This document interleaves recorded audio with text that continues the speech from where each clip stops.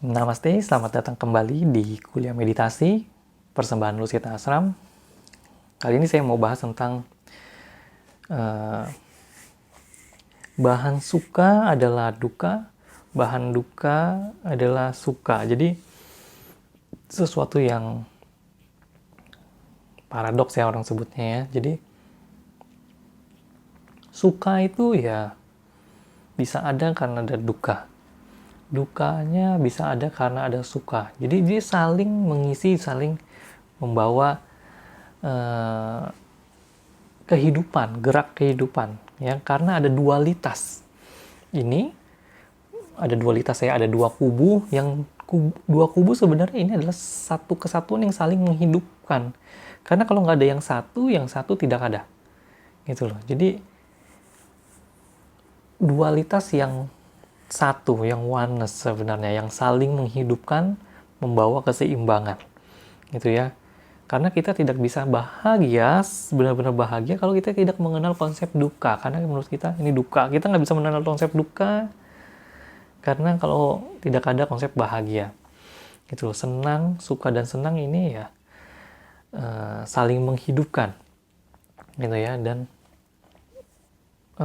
berwujud dengan wujud yang macam-macam, gitu ya. Jadi dalam kehidupan ini semua keberadaan apapun, sampai keberadaan yang misalkan ada seseorang yang pemalas, gitu ya, yang bodoh sekali, menghidupkan namanya ilmu-ilmu teknik pembelajaran yang baru, supaya bagaimana yang si malas ini tetap bisa belajar.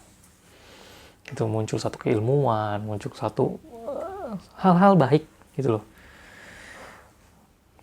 Nah, ada suatu kejahatan yang begitu besar dalam kehidupan ini, memunculkan orang-orang bijak, memunculkan para nabi, gitu loh, memunculkan banyak-banyak ajaran baik, agama-agama yang baik, gitu. Begitu juga sebaliknya, gitu ya.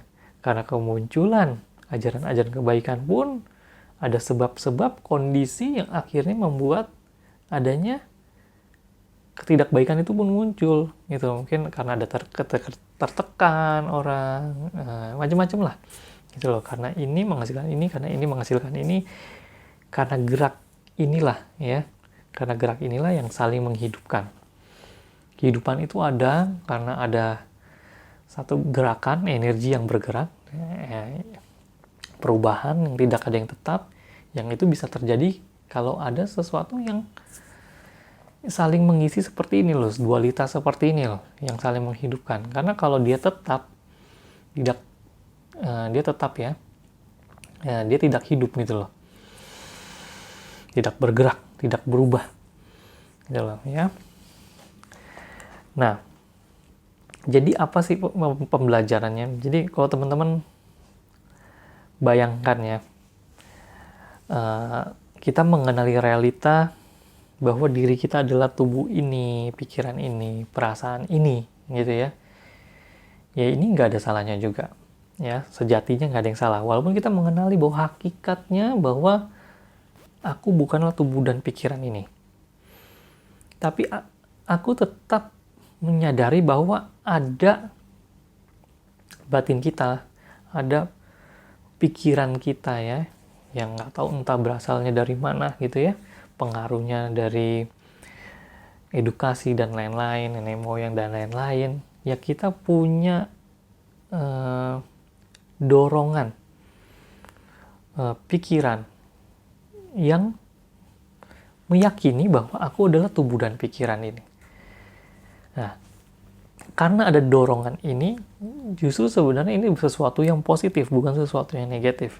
Ya, ada suatu dorongan untuk kita tetap hidup, dorongan kita tetap hidup dan bisa menikmati kehidupan ini, gitu loh. Bayangkan kalau kita benar-benar nggak punya memiliki konsep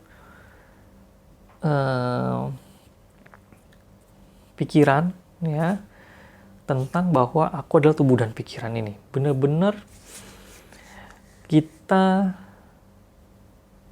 ini tidak adalah konsep tubuh dan pikiran ini. Kita bebas melakukan apapun tanpa mengambil resiko. Ini tubuh ini biarkan mati dan lain-lain. Jadi kita nggak punya berkah untuk menikmati. Jadi ada proses namanya keseimbangan, balance ya. Jadi walaupun kita mengenali aku bukanlah tubuh dan pikiran ini, tetapi aku tetap menjaga tubuh dan pikiran ini gitu loh.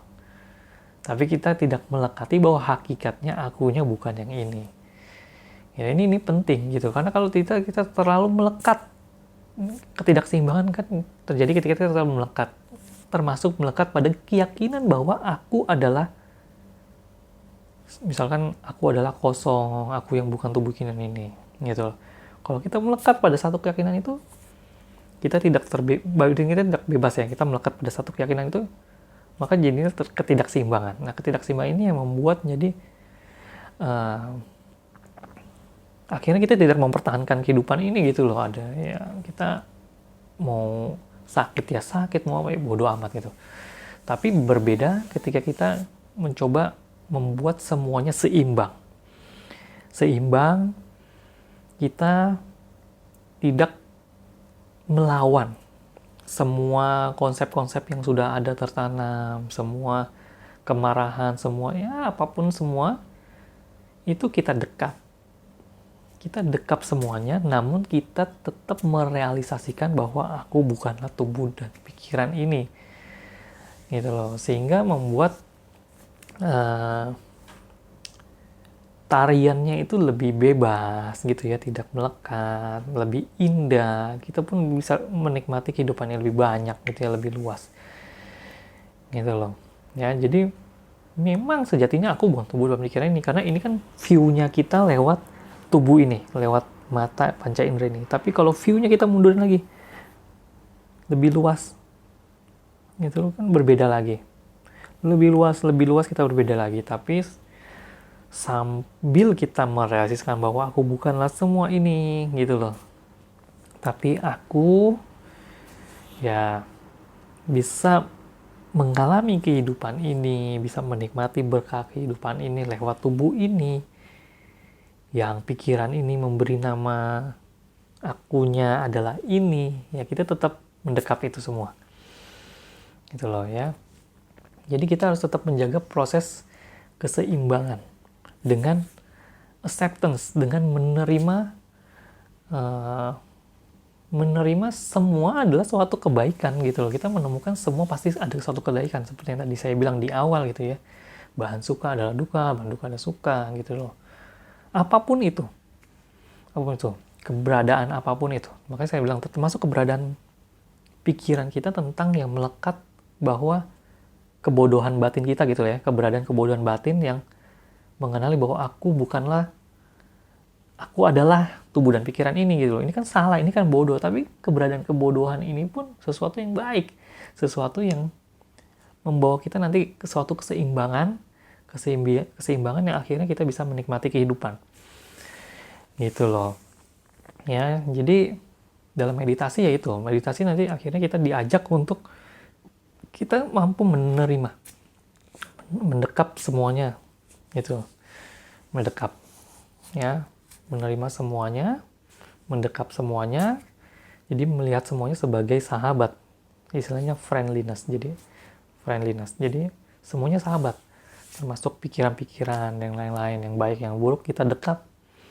Namun sambil kita mendekap semuanya sebagai sahabat, agar kita mampu menjaga keseimbangan, kita harus merealisasikan diri kita gitu. Kita mengenali hakikat dari batin kita, mengenali esensi dari kehidupan gitu, mengenali identitas diri gitu. Di situ nanti keseimbangan terjadi, keselarasan ya, kita bergeraknya nyaman gitu loh, bergeraknya nyaman ya. Jadi seperti itu ya, semuanya sahabat, friendliness. Namaste, sampai jumpa di materi berikutnya kuliah meditasi semester 8 nanti ya.